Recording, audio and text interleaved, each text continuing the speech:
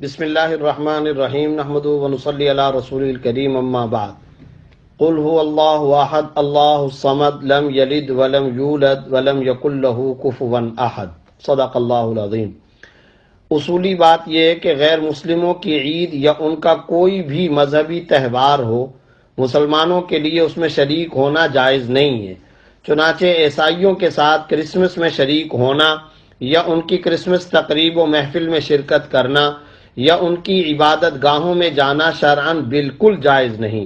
اسی طرح عیسائیوں کو کرسمس کی مبارکباد دینا یا ان کو اس موقع کی مناسبت سے تحفہ و ہدیہ دینا بھی شرعاً جائز نہیں، اس سے احتراز کرنا لازم ہے، کیونکہ عیسائی اس دن کو حضرت عیسیٰ علیہ السلام کا یوم ولادت سمجھ کر اپنے مذہبی تہوار کے طور پر تعظیماً مناتے ہیں، اور شریعت کا قانون یہ ہے کہ کفار جو دن اپنے مذہبی شاعر کے طور پر اور تعظیماً مناتے ہوں ان میں مسلمانوں کا شریک ہونا اور مسلمانوں کا اس میں کفار کی مشابہت اختیار کرنا شرعاً بالکل ناجائز ہے۔ بلکہ یاد رکھنا چاہیے کہ اگر کرسمس کی مبارکباد یا ان کے کرسمس پروگرام میں شریک ہونے سے ان کے دین اور مذہب کی تعظیم اور عظمت مقصود ہو تو اس میں تو کفر کا قوی اندیشہ ہے۔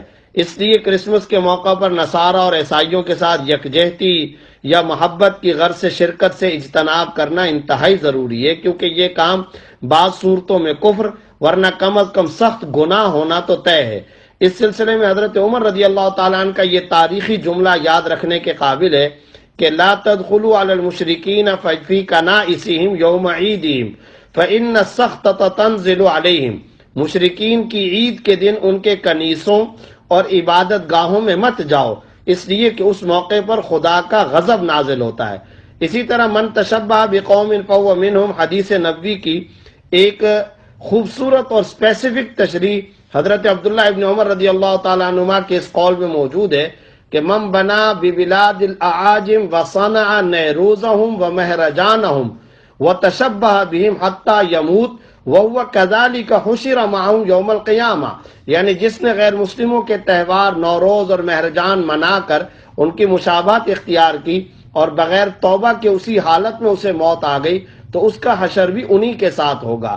اس لیے کرسمس کی تقریب میں شرکت کرنے سے احتراز کرنا لازم ہے۔ رہ گیا آپ کا یہ سوال کہ وہ ممالک جہاں عیسائیت کی کثرت ہے اور وہاں کرسمس میں شریک نہ ہونے سے مسلمانوں کو دینی یا دنیاوی نقصان کا اندیشہ ہو، مثلا مسلمانوں سے نفرت کا اندیشہ ہو، تو ایسی سخت مجبوری میں نقصان سے بچنے کے لیے صرف ظاہراً مدارات کے طور پر ان کو کوئی تحفہ یا ہدیہ دینے یا عام خوشی کا کوئی ایسا کلمہ کہہ دینے کی گنجائش ہے جس میں اس دن کی تعظیم کا کوئی پہلو موجود نہ ہو۔ لیکن جہاں تک عام حالات کا تعلق ہے تو پھر یاد رکھنا چاہیے کہ عام حالات میں بغیر کسی ایسی شدید مجبوری کے کرسمس منانے یا شریک ہونے یا اس کی مبارکباد دینا سخت گناہ اور ناجائز ہے۔ مسلمانوں کو اس سے مکمل طور پر اجتناب کرنا اور بچنا لازم ہے۔ یہاں ایک بات میں اور بھی آپ کی اجازت سے کہنا چاہتا ہوں، اگر آپ اجازت دیں۔ کسی کے ذہن میں یہ بات آ سکتی ہے کہ کرسمس منانے اور اس میں شریک ہونے سے اتنی سختی کے ساتھ کیوں منع کیا جا رہا ہے؟ تو اس کے لیے یہ اہم ترین نقطہ بھی ذہن میں رہنا چاہیے کہ عیسائی 25 دسمبر کو حضرت عیسیٰ علیہ السلام کی پیدائش کا دن قرار دیتے ہیں، جو کہ تاریخی اور قرآنی اشارات کے اعتبار سے اگرچہ غلط ہے، لیکن وہ بہرحال 25 دسمبر کو ولادت عیسیٰ کا دن کہتے ہیں۔ اور پھر یہ بات بھی سب کو معلوم ہے کہ عیسائی حضرت عیسیٰ علیہ السلام کو نعوذ باللہ اللہ کا بیٹا قرار دیتے ہیں۔ تو گویا 25 دسمبر کو پوری عیسائی دنیا، پوری کائنات میں ببانگ دہل یہ اعلان کر رہی ہوتی ہے کہ آج کے دن اللہ کا بیٹا پیدا ہوا ہے۔ ذرا سوچئے، اس سے بڑا شرک دنیا میں اور کیا ہو سکتا ہے؟ اس شرک اعظم کے اظہار سے انسانی دل دہل جانے چاہیے۔ اس پر قرآن کریم کا لب و لہجہ آپ ملاحظہ اور سماعت فرمائیں۔ سورہ مریم کی آیت نمبر 88 تا 91 پڑھتے چلے جائیے۔ وَقَالُوا اتَّخَذَ الرَّحْمَنُ وَلَدًا لَقَدْ جِئْتُمْ شَيْئًا إِدًّا تَكَادُ السَّمَاوَاتُ يَتَفَطَّرْنَ مِنْهُ وَتَنشَقُّ الْأَرْضُ وَتَخِرُّ الْجِبَالُ هَدًّا أَن دَعَوْا لِلرَّحْمَنِ وَلَدًا وَمَا يَنبَغِي لِلرَّحْمَنِ أَن يَتَّخِذَ وَلَدًا۔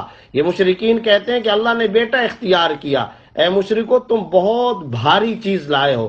آگے اللہ تعالیٰ سخت غضب کا اظہار کرتے ہوئے فرماتے ہیں کہ ان کے اس خطرناک جملے اور سنگین ترین شرکیہ قول سے قریب ہے کہ آسمان پھٹ پڑے، زمین کے ٹکڑے ٹکڑے ہو جائیں اور پہاڑ ڈہ کر گر پڑے کہ رحمان نے بیٹا جنا، رحمان نے بیٹا اختیار کیا۔